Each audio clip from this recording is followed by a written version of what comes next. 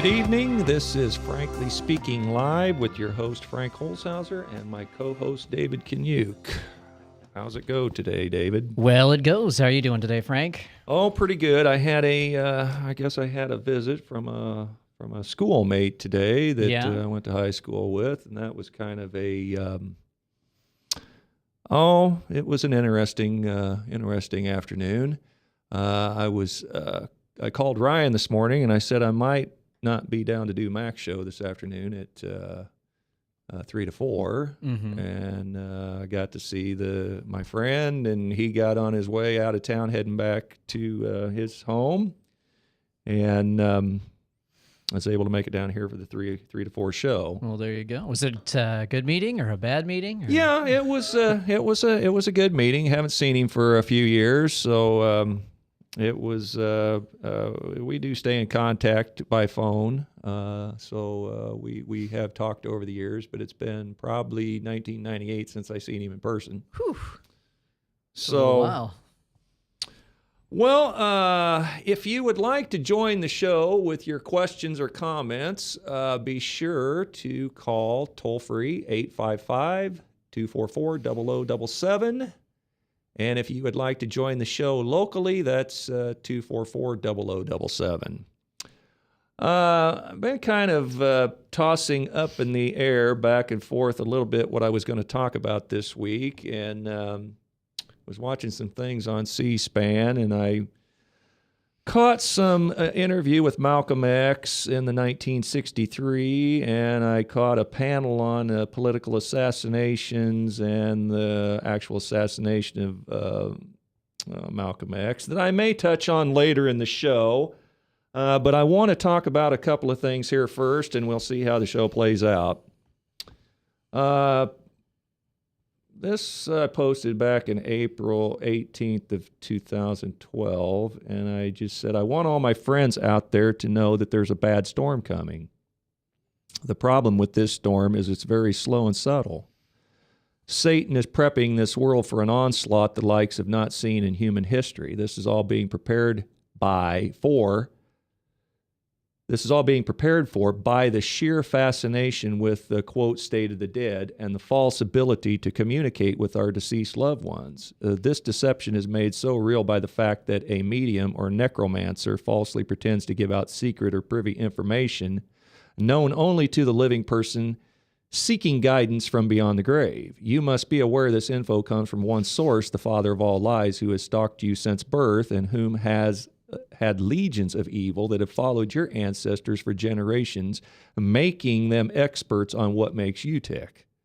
You must not fall for this temptation, or you will be ripe for the plucking when Satan himself comes to this world falsely pretending to be Christ's second return. Every eye shall see the real event, not just those in some desert. But prior to this sadistic evil hoax, Satan will have a light show unlike any other, with so-called saints and sinners alike appearing on this earth, purporting to be messengers from heaven, spewing false doctrines such as on the Sabbath, judgment, and the very fact that they are indeed now in heaven, saints and sinners alike. The adrenaline rush that these, and then this goes to these quote-unquote ghost hunters, that the adrenaline rush that these ghost hunters don't realize is that when they think they are communicating with the dead, they are actually playing on dangerous satanic turf.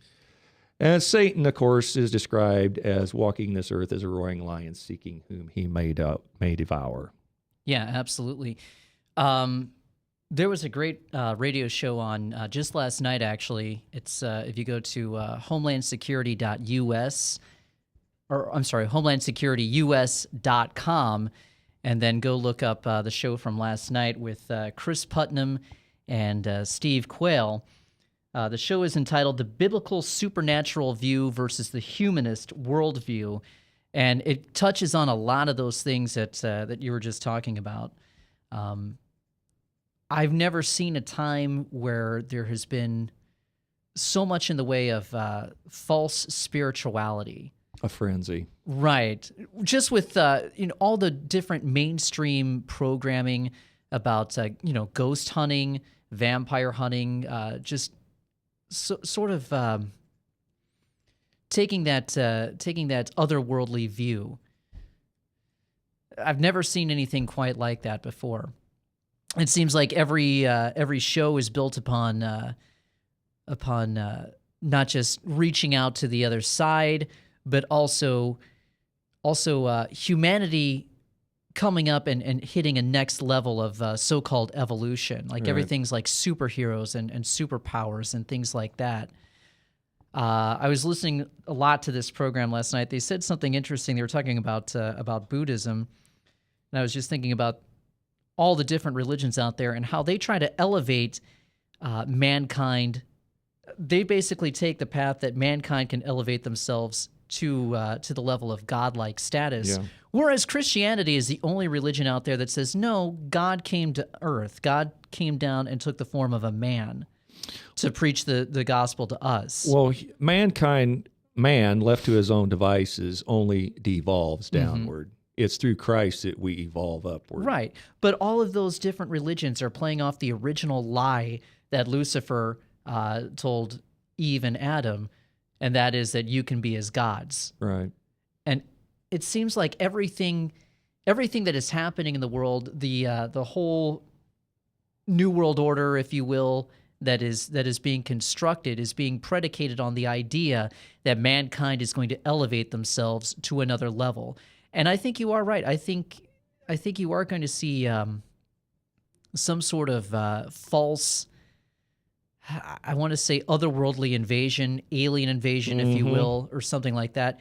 You may actually see the day where you have these beings that are coming down claiming to be aliens, benevolent brothers from another planet. And I know that sounds absolutely crazy when I say it. Not according to Scripture. Exactly, not according to Scripture. That might actually be the false delusion that comes down.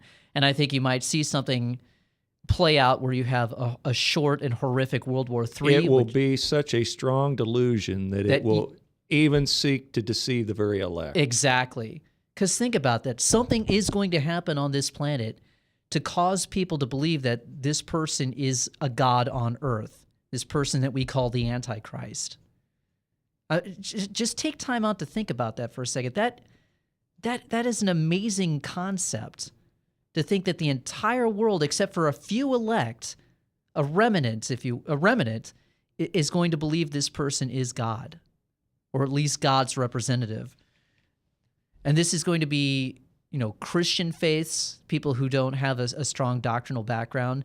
This is going to be Muslims are going to believe that he's the return of the Mahdi. Buddhists are going to believe that this is the incarnation of Buddha.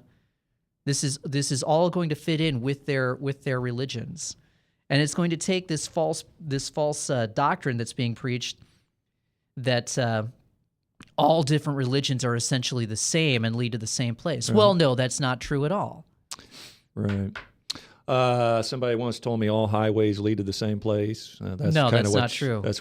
That's what some people are advocating. Right. No, that is what the New Agers, and which is now the mainstream, advocates, is that, well, it all just eventually leads to the same place. It's just a different path. No, it's not. There's one path. Exactly. I am the way, the truth, and the light. No man comes unto the Father but through Christ Jesus, my son. Well, I had kind of an interesting week. Last week I didn't post a whole lot on Facebook, and this week I kind of had a rash of posting, and then I set up and I posted 3 or 4 things, and then I pinned this. Well, just when I thought I was done posting for the night, I watched a segment on Nightline about what constitutes a gun. A gun seller in Ocean City, California, apparently is doing a kabuki tap dance to sell guns in America. A receiver apparently is the only thing considered a gun. Barrels, magazines, and triggers aren't. They're just parts. So a dance is happening with these quote-unquote receivers. Some are sold that just a few holes need drilled that can be done by the buyer, and with added parts an AR-15 can be built. What the hell part of the Second Amendment don't you morons understand? Congress shall make no law. Unlike Sandra Fluke's abortions, the right to bear arms is a guaranteed right. Now, please don't be an ignoramus and give me the well-rigged militia BS. How the heck do you think who do you think the well-regulated militia was? Exactly. It was the citizens. Mm-hmm. who the country wanted to own a musket, so when they got drafted to fight, they were ready to shoot. You see, Obama and Holder, you need to spend your time worrying about the gun running you did in Mexico that killed our hero border agent Brian Terry, and let us worry about our own guns. We can do just fine without your help. Charlie Heston's words rang true then as they ring now. Our gun rights are guaranteed, no ifs, ands, or buts. And if your kids are good enough to get arm protection, so are ours. Hypocrites.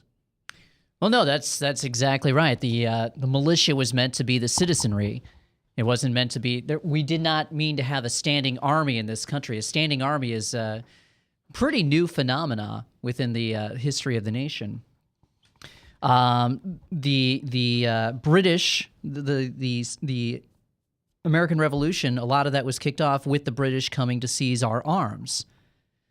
It was also high taxation and everything like that, but that was the last line in the sand was them coming to seize their arms. Because every tyrant knows that you cannot completely rule your subjects unless they are defenseless. Right. And that is the whole reason for the Second Amendment. You've got these liberals out there who try to push, oh, well, you don't need 15 bullets to shoot a deer. Well, no, the Second Amendment is not about shooting a deer. It's not about hunting animals. The Second Amendment is about hunting tyrants. Yes. And if you want to limit it, then we got to brand you as a tyrant. Yes, the Second Amendment was not guaranteeing our right to hunt. I think it was Mao who said that political power grows out of the barrel of a gun. Well, and that depends on who has the guns. Yeah. Interestingly about this program on what constitutes a receiver, these receivers that are milled out that actually have a serial number is a gun. Mm-hmm. And these are illegal to sell in California because of, the rules on importing AR-15s and those type of weapons. So how they're apparently getting around this is they're milling these, number one, out of plastic. Mm-hmm. And they need just a few little small holes drilled, like I said, which the consumer can do. And they have no serial number. That's and as of the time of the show, the guy hadn't been raided, but then quickly when the show hit air, he was instantaneously raided. Yeah. So it irks me that something that is an ironclad right.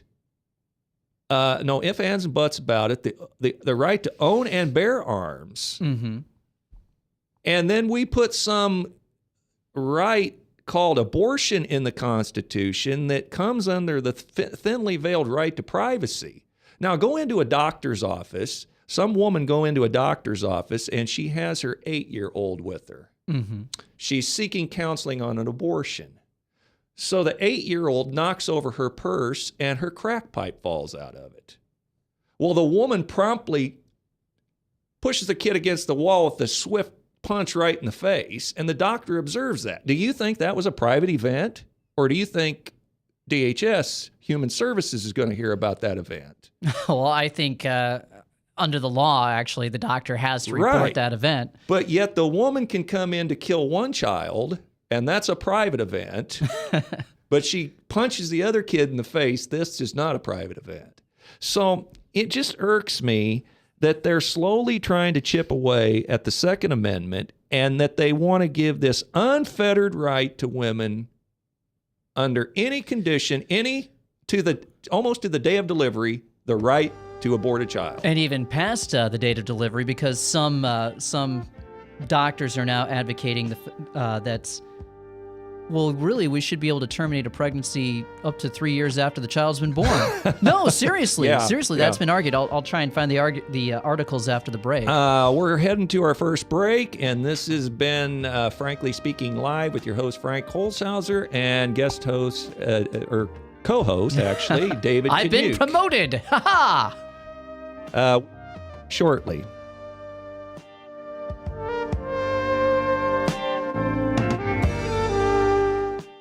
All across America, there are countless numbers of people struggling with addiction and other life-controlling issues. Probably someone you know and love. There is a way out. There is hope. Transformations Treatment Center in Delray Beach, Florida, has a unique approach to substance abuse treatment. Call now and ask about our Guaranteed Success program or log on to transformationstreatment.com. Transformations. Change your life, change your relationships, transform your world. Yes, now your favorite programs on Webcast One Live can all be watched and listened to on any Android or Apple device. Your phone, tablet, or iPad. Yes, your favorite shows on Webcast One Live are available live or on podcast wherever you go.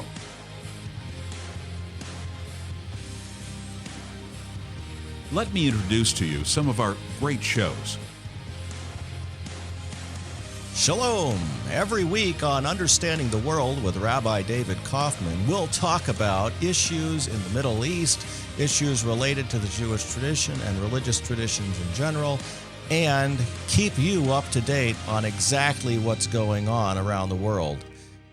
You may know some of the story, but you haven't heard all of the story until you've heard it on Understanding the World with Rabbi David Kaufman and our special guests we have on every week. Hey, this is Doc with Doc and Lefty. I want to tell you about our brand new time slot. It's from 6:30 to 7:30 p.m. It's on the same night, Tuesdays. We now follow Ed Fallon and the Fallon Forum on webcast1live.com.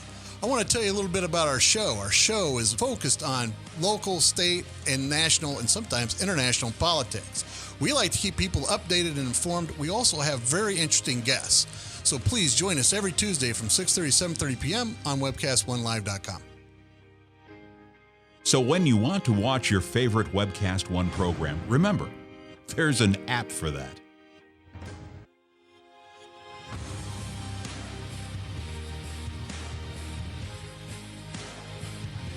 You know, there's an app for that.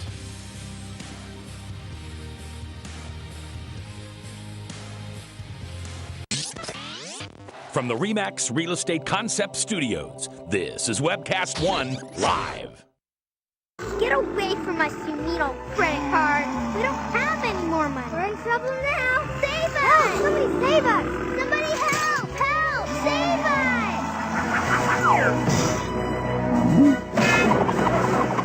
Hi, I'm Tom Coates from Consumer Credit of Des Moines. If your credit card's a little too animated, give us a call. Hooray! We're saved! Consumer Credit, you're our hero!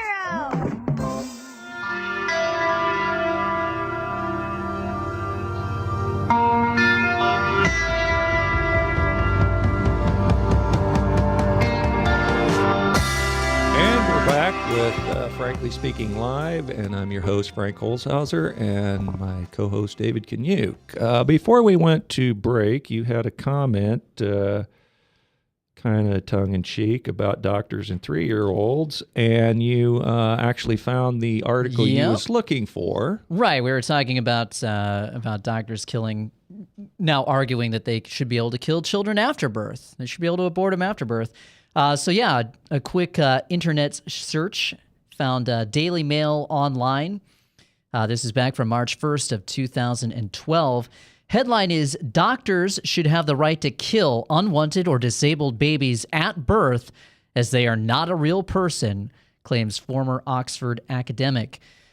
Doctors should have the right to kill newborn babies because they are disabled, too expensive, or simply unwanted by their mothers, an academic with links to Oxford University has claimed. Francesca Minerva, a philosopher and medical ethicist. Why do all these women want to kill babies? I don't Think know, about but that. anybody with a name like Francesca, it's probably a sign that it's... The enlightened Francesca Minerva, a philosopher and medical ethicist, argues a young baby is not a real person, and so killing it in the first days after birth is little different to aborting it in the womb. Even a healthy baby could have its life snuffed out if the mother decides she can't afford to look after it, the article published by the British Medical Journal Group states. The journal's editor has defended the piece, saying the publication's role is to present well-reasoned arguments rather than promote one particular moral view. How is advocating murder of a defenseless child? How is that even an arguable point?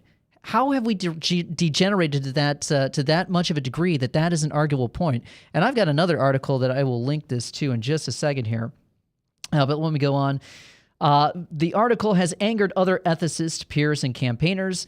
They have described the call for legalized infanticide as chilling and an inhumane defense of child destruction. The doctor, a research associate at Oxford, has received death threats and hate calls telling her that she will burn in hell. And she said, the last few days since publication have been the worst of my life. Well, gee, I would hope so. I mean, I'm supposed to feel bad because you're getting a backlash for saying that you should kill babies. And that goes in. There have actually been 2 stories. This one just this week out of Oregon. Let me find this here. So that was 2 years ago that we're arguing we should kill babies after they've been born. And then one of these days I'll actually be organized. You need a secretary. Oh, here we go. Yeah, I should get a secretary. Canadian aborted babies incinerated in Oregon waste-to-energy facility to provide electricity. Let that sink in just for a moment. This is where we are in this country. This is where we are in this world. The British Columbia Health Ministry has admitted that the remains of babies destroyed by abortion in British Columbia facilities are ending up in a waste-to-power facility in the United States, providing electricity for residents of Oregon. The province's health ministry said in an email to the BC Catholic that biomedical waste shipped to the U.S. to be incinerated includes human tissue, such as surgically removed cancerous tissue, amputated limbs, and fetal tissue. The ministry understands that some is transferred to Oregon. There it is incinerated in a waste-to-energy plant, the email stated. And then there was another story just last week. I probably have it printed somewhere. I won't bother us by digging it out right now, but you can look this up. That it was found that they were doing the same thing in the United Kingdom. They were powering different hospitals using aborted babies. Well, let me tell you a true story. My grandpappy, who's now deceased, back in 2002, used to tell the story about dogs having too large a litter of pups. And when the pups were born, before they took a breath, they would slide them into a bucket of water to dispose of unwanted dogs. Now, if PETA caught wind of something like that today, there would be a literal outcry. It would be on MSNBC, balls to the wall nightly. It would make CNN. But yet, Kermit Gosnell, in essence, was doing the same thing. He was actually inducing labor, and they weren't even aborting. They were inducing labor, and the mother was having the child, and then he was clipping the spinal column. Yeah. And this happens a lot more than we know in this country. Don't think that Kermit Gosnell was operating in Philadelphia in a vacuum. Right. But this is how we have our priorities. We don't have our priorities in line, in order in this country. We've allowed ourselves to be dehumanized, absolutely dehumanized. Even with things like the TSA, where now we have this accepted view that, well, it's okay that some employee that couldn't get hired at McDonald's is now frisking is now feeling us up. Man, got a story for everything today. This week there was a video of TSA agents patting down 2- and 6-year-old children. I think I saw that. Yeah. Did a father take the video? Yeah, a father and took she was the in video. Pink pants, and they was going over and over her rear. Yeah. Yeah, I think I saw it shows that. the TSA screener starting to perform a full body pat down on a nervous toddler who is held in place by his mother. And seriously, you parents who let these people do this to your kids, you're absolutely sick. The video then shows a 6-year-old girl receiving the same treatment as a female TSA agent touches her backside, the inside of her thighs, and around her chest. The child appears to say something like, "I need to go," and is clearly uncomfortable with the pat-down. This is absolute sexual abuse. That's why we call the TSA the Total Sexual Abuse Administration. Well, let me put forth a novel idea, since the Israelis do it about as good as anybody in the world, profiling.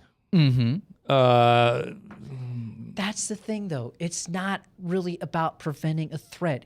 It's acclimating you to the idea that the government rules over you. Take away your rights. Exactly. Yeah. Take away your rights, dehumanize you for control. And we're doing this in the name of fighting Al-Qaeda, fighting Muslim extremists.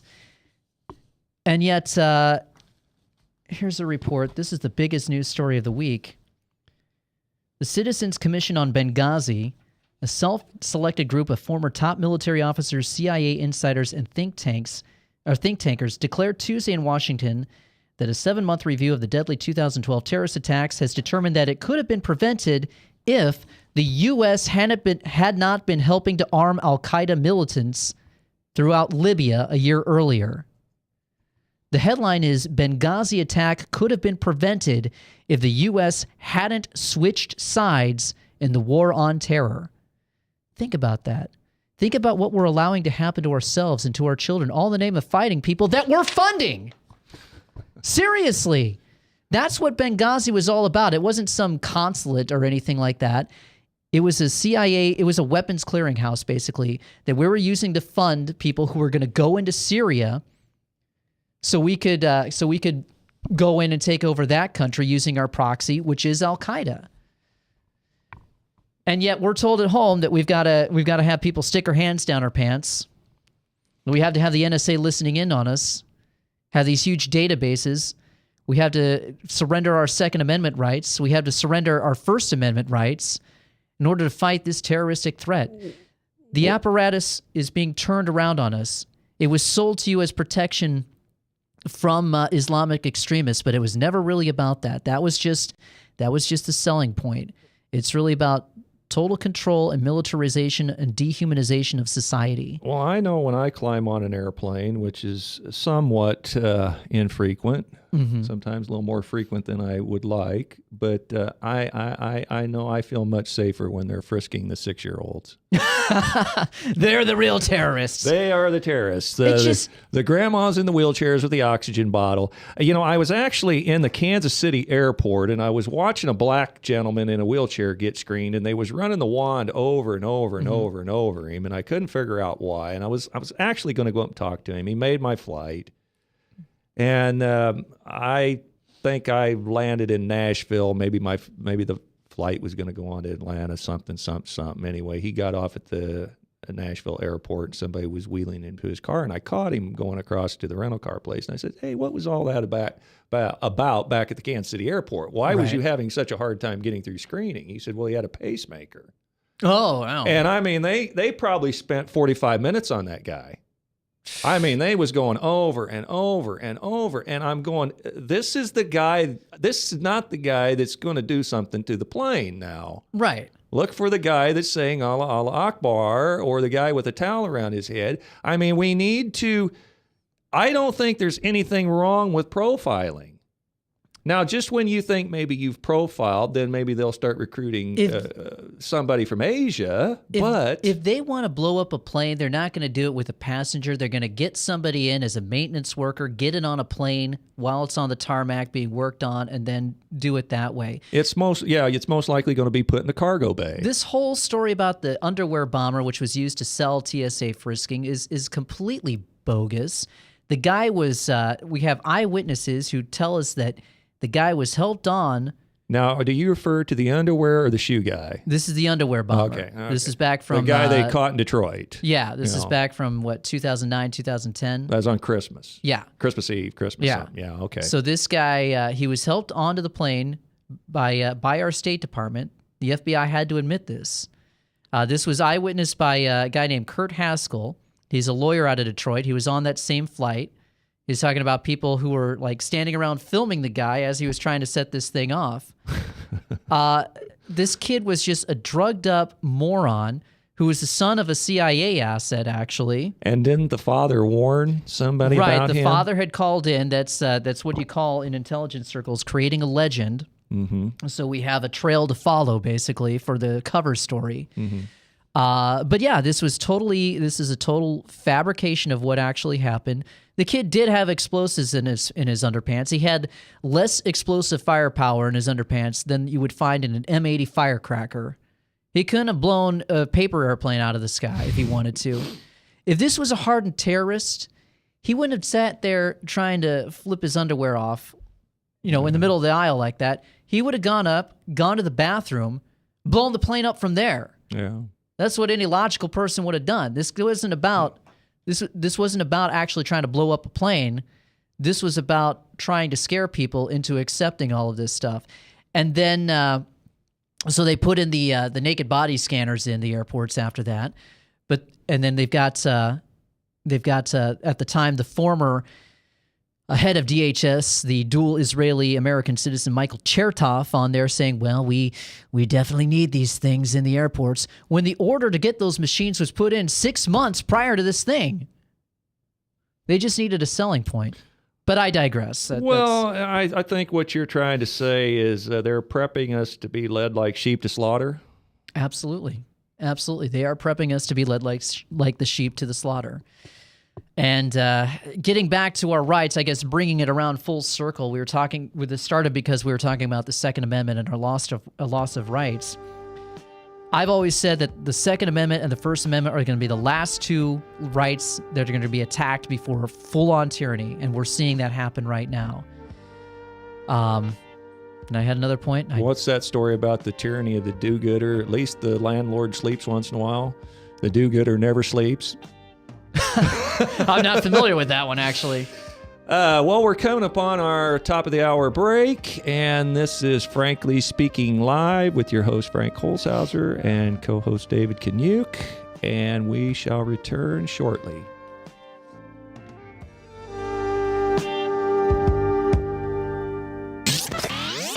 From the RE/MAX Real Estate Concept Studios, this is Webcast One Live. I'm Brian Leach, owner and general manager of Service Legends. I brought along a couple of the home comfort heroes. Hi, I'm Tammy Wells. I am Nick Wondershide. I'm administrative manager. I am the senior technician from Service Legends. It seems like every good thing, when you feel it to the bone that it's good, there's a lot of hard work put behind it. I don't think that you can fake it and have it turn out good. If we seem like, okay, that's just weird, it's just a furnace, why would you believe so deeply in a furnace? It's not just that, we want to show the world that you can have good service. Yeah, it's got to be, it's your home. It's built into our daily trainings, it's built into our culture, that we're going to do whatever it takes to have each client say they love us, period. That's why we spend all the hours in the training that we do. And if we guarantee it's going to be a good experience for you, or else it's free, what type of work do you think we're going to do? There is a guarantee. Temperature selection guarantee, fixed right or it's free guarantee, comfort guarantee, best value guarantee. All of these guarantees hold us accountable to ensuring that we exceed your expectations. And if for whatever reason we'd fail and we can't make it right, we guarantee all of those guarantees with a 100% money back guarantee. If you don't think that your technician can fix it right, are you going to say that to a client? No. You don't have to worry about having a technician come to your house. We drug test, background check all of our team members. We put safe people in your home. Each and every one of our service techs, 400 hours a year in training. You tell it the minute they walk in the door. They know what they're doing, they've done their homework, and they actually truly care about what you want. Because at the end of the day, you're the person that makes sure I have a job. They're going to be listening. They're going to want to know what your challenges are. Then they're going to come and give you options, and you get to choose. If I'm there to help and I make it easy and painless, I did my job right that day. Well, when it comes to your comfort, safety, and your family, you don't necessarily go buy the most expensive, but you get the most bang for your buck. Oh, it's worth it, because there's a lot of people that will find a way to get it to work right now and then leave and then come back, charge you again, and the cycle just repeats itself. So when I'm out there looking at the furnace, I want to find why it failed today. How can we change the part today with something that you're not going to have to worry about? Is it worth changing the part today? You can put a lot of money into a furnace. I can fix parts all day. There's good job security in that for me. But is it the right thing for you? I get a lot of the phone calls of after the technicians are there. They're just in awe. They're like, wow, you guys are great. I don't even know what to say. You guys are great. Everything you did was perfect. It was great. Keep going though. I like this. Just give us a try. I'm going to take all the risk. I've got the time to make this right. I've got the support to make it right. Just check us out. And if you don't see the value in what we do, fixed right or it's free or 100% money back. Enough said.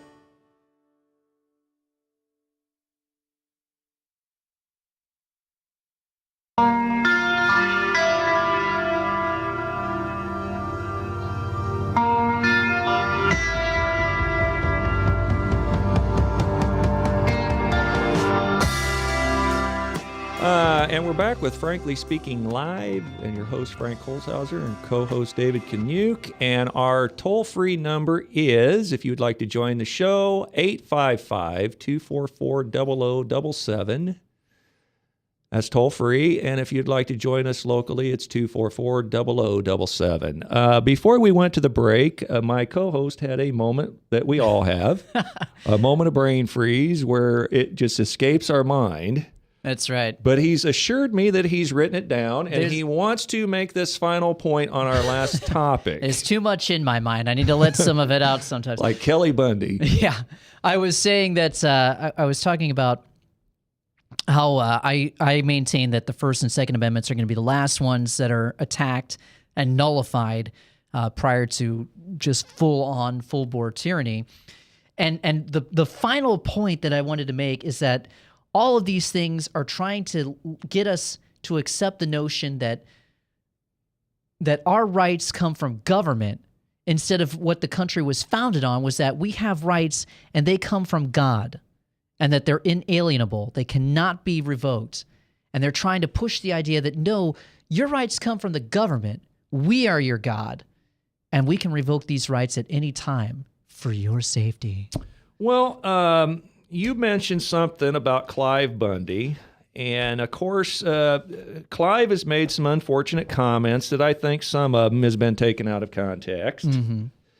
And of course, the other night there was the Israeli-Palestinian talks blew up, which was the news alert on Fox News. Yeah, I hadn't seen that at all. I flipped over to CNN, and they, of course, were balls to the wall on the Malaysian airliner still. And Reverend Al on MSNBC, of course, was nonstop the Clive Bundy deal. So the spin on this is that Republicans who have jumped to Cliven Bundy, to get it precise, the Republicans who had jumped to his rescue are being accused now of having egg on their face. Right. Now, I don't see any contradiction here that you can stand for the rule of law, you can stand against government overreach, and still be against what Clive Bundy's personal views are. And I don't think those things contradict one another. Well, that's absolutely right. The problem is nobody's paying attention to what Clive Bundy actually said. They're just going off of what the state-controlled media are telling them to think about this.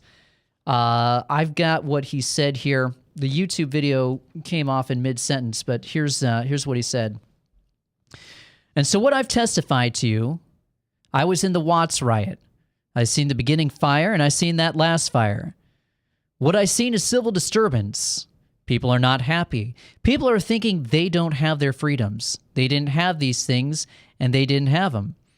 We've progressed quite a bit from that day until now, and we sure don't want to go back.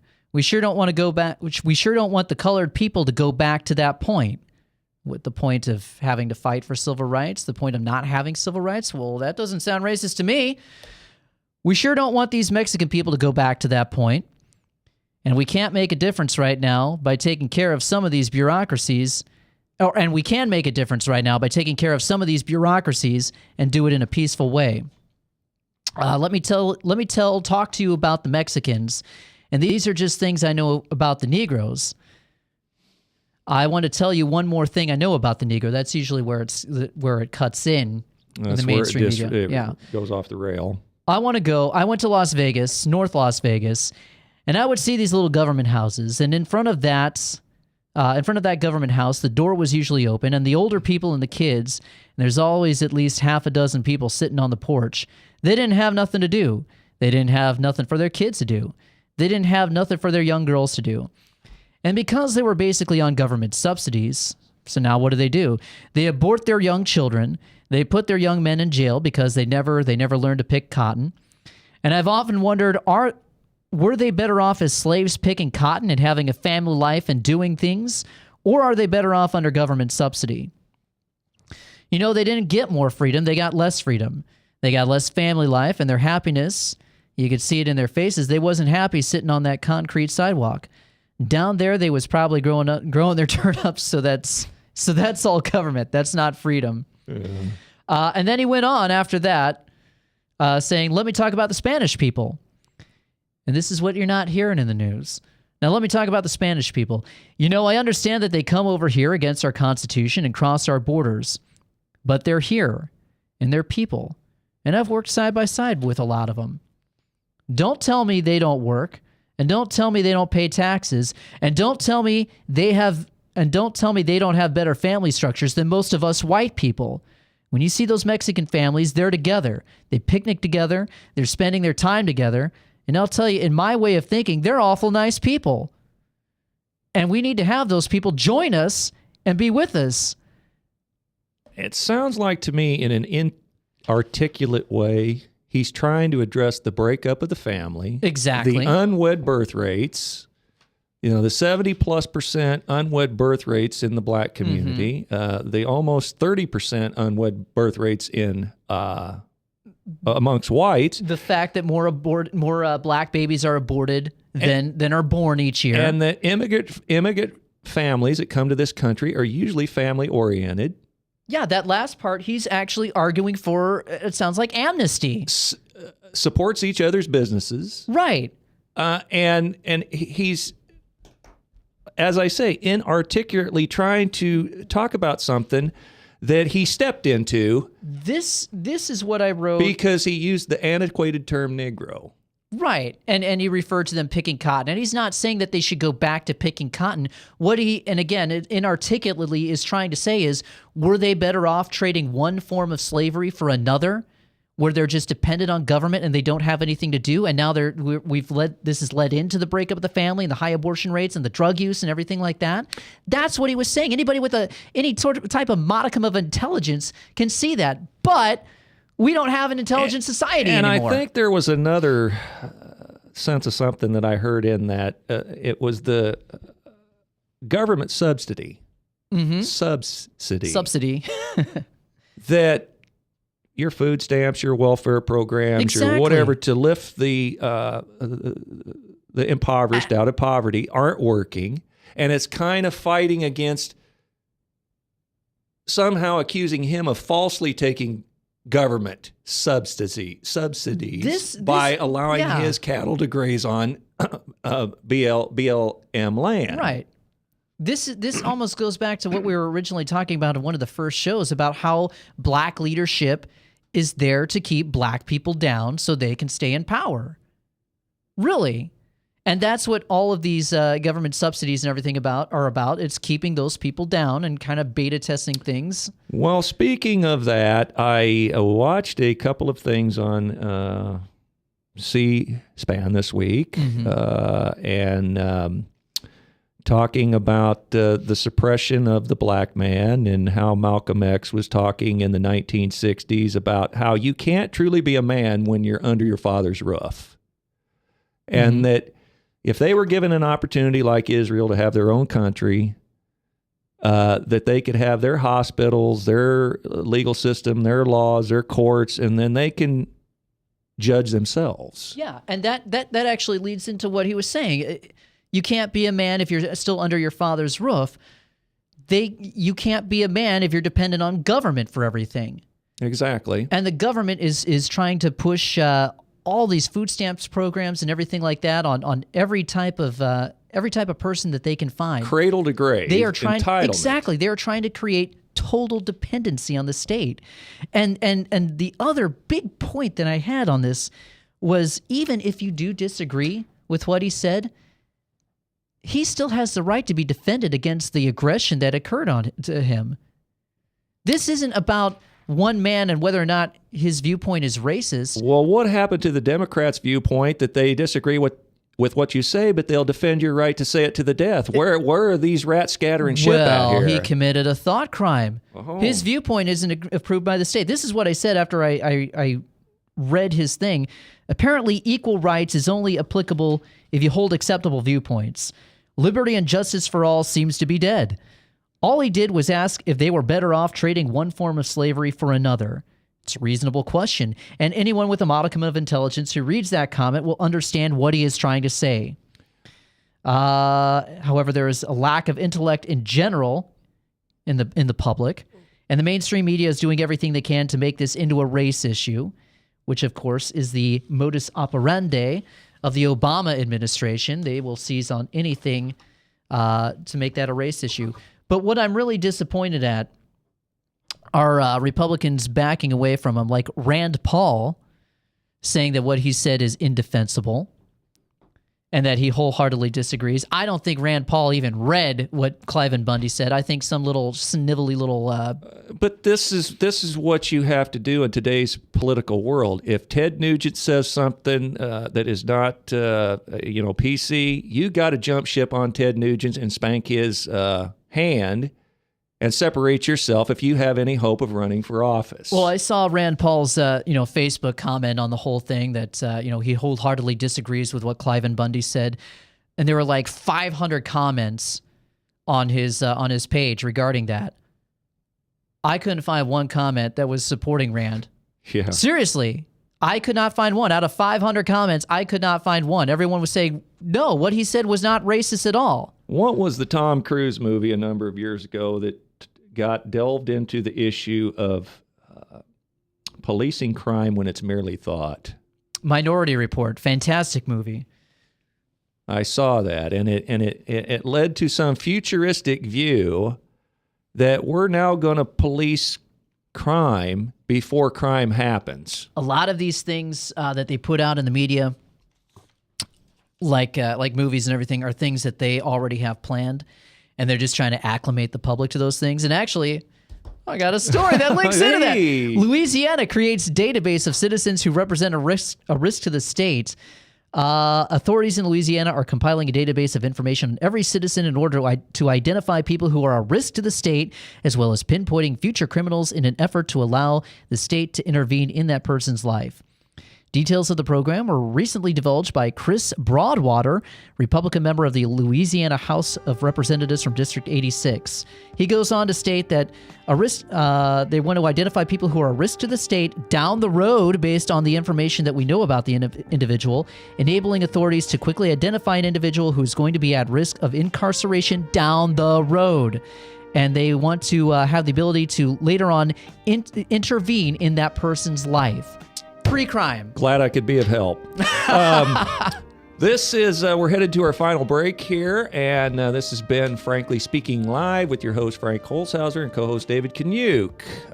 We will return here in about less than a minute, I believe. There you go. From the RE/MAX Real Estate Concept Studios, this is Webcast One Live. Hey, psst. Let me let you in on a little secret. You ready? Always try to do business with people, not places. Especially if you seek honest Christian business people. And when it comes to my car, I really need to trust who's working on it. Now, my family is so blessed. A few years ago, we found a family-owned automobile repair shop that operates as a Christian business also. Open, honest, reliable, trustworthy. It's AMCO on Hickman Road in front of Kmart, and it's a family-owned Christian operating business. This family treats your car as if it was their car. Everything from oil changes to transmission repair and everything in between. So the next time you feel the need to be at peace with your choice of who you can trust with your car, give AMCO on Hickman a chance to serve you. And tell them Max sent you. All across America, there are countless numbers of people struggling with addiction and other life-controlling issues. Probably someone you know and love. There is a way out. There is hope. Transformations Treatment Center in Delray Beach, Florida, has a unique approach to substance abuse treatment. Call now and ask about our Guaranteed Success program or log on to transformationstreatment.com. Transformations. Change your life. Change your relationships. Transform your world.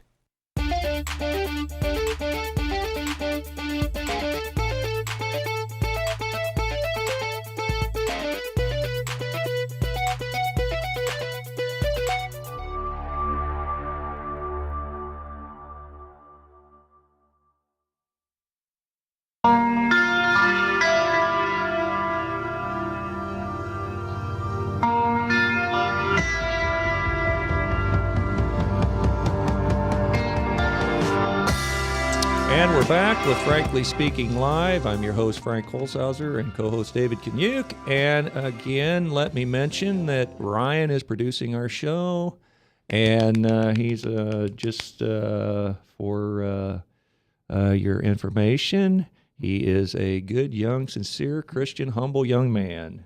So if any ladies want to call him. Well, we're now running a dating service. That's right. Okay.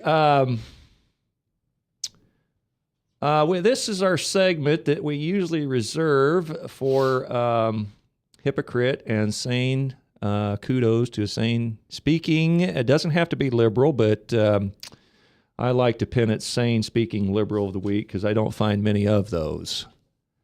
But I'll start out this week with actually it's I'll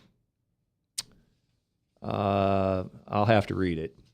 I was born in 1957. Since I was young, Hollywood and TV have glamorized, promoted, and glorified guns and gun violence. Movie actors, directors, and writers have filled their coffers on the wealth generated from this exploitation. But whenever some tragedy happens with guns in society, they come out with some feigned selected outrage and run about acting as if their hands are clean of the violence. Guns don't shoot people. People shoot people. So something happens in the culture and environment of the culprit who commits this act. Studies have shown the numbers of rapes, murders, and assaults a child will witness by the time they turn 18. It's in the hundreds of thousands. But Hollywood has no culpability. This is more than my choice of hypocrite of the week. Mm-hmm. Hollywood has itself Lifetime Achievement Awards. Well, I award Hollywood with the Hypocrite of My Lifetime Award. Well, there you go. Yeah, they do a lot to try and push along this agenda. I guess my question is, where do Christians think that this is all going? I guess if anybody's out listening, if anybody's listening to the podcast or listening to the show live, maybe that's what we talk about next week. Where do you guys think this is going? You know? Well, let me just quickly give you part two. Part two, Hollywood and guns. As I've already mentioned how Hollywood has made themselves rich glorifying gun violence, the second part is even more disturbing. It's the graphic way it's portrayed. In the 60s, when Alfred Hitchcock's Psycho was released, it scared folks crapless, but the movie did not show one stab wound. It only implied them, but its brutality made the point. Many movies would have a scene with someone holding a gun contemplating suicide, but as the camera panned out, you'd hear a shot. You saw no blood, no splatter of brain tissue or matter. Mm-hmm. But now all the violence is vivid and graphic. You see bullets, entrance and exit wounds. You see heads and body parts lopped off a la Kill Bill. You see blood, gore, and splatter. All this gratuitous violence just for the sake of violence. Nothing is left to the imagination. Back in the day of Frankenstein, Dracula, and werewolf flicks, these monsters moved at a snail-like speed, but even though nothing vivid was shown, the effect was fear. But Halloween and Friday the 13th changed these rules. Now you have to have bodies impaled by all manner of implements, and for the most part, even though it's garbage, the stable mind can handle this. But what about the unstable sorts? Just as gasoline on a bonfire. Then you act surprised when you read about the latest serial killer. Then add in violent video games, violent rap music. But again, arrogant Hollywood walks around as if it has no culpability. Then this doesn't even address the more hideous sin of sexual violence. You ever start to watch a movie and it's in a sensual scene that's kind of a turn on, only to see a knife get plunged in the back between the shoulder blades? This was the case a couple of weeks ago when I found myself watching My Bloody Valentine. Then we're shocked by Jeffrey Dahmer. Maybe graphic violence on the silver screen didn't prompt Dahmer, but it sure the hell didn't help him. Impalings, beheadings, murders, rapes, just for good, wholesome entertainment for our youth. It's back to what I think the theme of this show has been: dehumanization. It's a concerted campaign to dehumanize us, desensitize us, and despiritualize us, and eventually dilute us into being able to accept the false doctrine, the false God with a little g that is going to come onto this earth at some point in the future. And I got to confess, Kill Bill Volume 1 and 2 is probably my favorite movie of all time. And yeah, it was gratuitously violent, but it was gratuitously violent in the sense that it was almost Monty Python-esque from the Holy Grail. I think it was meant to be so ridiculously over the top, like her spinning on her back and just slicing people's feet off. Do you have a hypocrite of the week? I do. Hillary Clinton just today said that Edward Snowden's leaks about NSA spying helped terrorists. Speaking at the University of Connecticut on Wednesday night, Hillary Clinton made a restrained but nonetheless damning attack against Edward Snowden. At the event, an interviewer asked Clinton whether she thought that the former National Security Agency contractor's disclosures about his domestic spying programs had any positive effects on American security policy or public discourse. Without ever explicitly mentioning the NSA's spying programs, Clinton justified their utility in protecting the U.S. from another terrorist attack in the wake of 9/11. There's absolutely no evidence that they did. People were desperate to avoid another attack, and I saw enough intelligence as a senator from New York, and then certainly as Secretary of State, that this is a constant. There are people right this minute trying to figure out how to do harm to Americans. Yeah, they're in the White House. They're in Washington, D.C. So yeah, she goes on to say Edward Snowden helped terrorists by revealing the own criminality of our government. And how hypocritical can you be? This woman who presided over Benghazi, which we know was a weapon station, funneling weapons in to terrorists who are going to go to fight Assad's forces in Syria.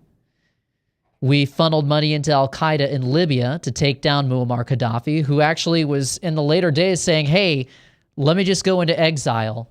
Yeah. But no, we brought him down because his country was getting too powerful. That is, that's just a hypocritical statement from a wicked, wicked woman who will probably never be brought to task for her crimes in this life. Yeah, she's trying to refurbish, if that's the word, her legacy, I guess, on Benghazi by coming out this week and saying it's her biggest regret. Mm-hmm. She doesn't necessarily say what about Benghazi's the biggest regret, maybe getting 4 people killed, but she's definitely, whether she runs for president or not, she's definitely paving the way. So I'll get to my sane speaking lib of the week, and I will go with Bob Beckel, who this afternoon, and this was April the 22nd that I wrote this, who this afternoon said what I have advocated for several years now, and that is moving the National Guard into Chicago. After this weekend's 9 murders and 45 wounded in rival gang violence, where the hell is Jackson or Sharpton? They're all over George Zimmerman. They're all over the George Zimmerman deal when blacks are obliterating other blacks, not a peep. They're all over Zimmerman, but when blacks are obliterating other blacks, not a peep. Where is the church leaders in these communities? Christ could not save anyone till he ministered to their needs, and our kids can't make a decision to serve the Lord when they're dead. I guess we'll have to wait till the next white shoots a black to get a rise out of old Sharpie. Well, it goes back to the point that Cliven Bundy was trying to make, that they've traded in one form of slavery for another, and that is being totally dependent on the government. And when you're not trying to better yourself and be a man on your own, then yeah, you're going to fall into all these different things and eventually start shooting each other. But I think if they really wanted to make a difference in Chicago, lift the gun ban. Yeah, that's the hardest city in the world almost, besides D.C., to get a right to carry permit. In our future weeks to come, we're going to touch more on the Malcolm X assassinations and political assassinations and how this leads to the NSA spying. But for now, this has been Frankly Speaking Live with your host, Frank Holzhauser, and co-host David Kanyuk, and of course, Ryan producing. Be sure and join us next week at this same time, and be sure and call if you have any questions or comments. We would enjoy talking to you. Or if you just want to yell at us. That too.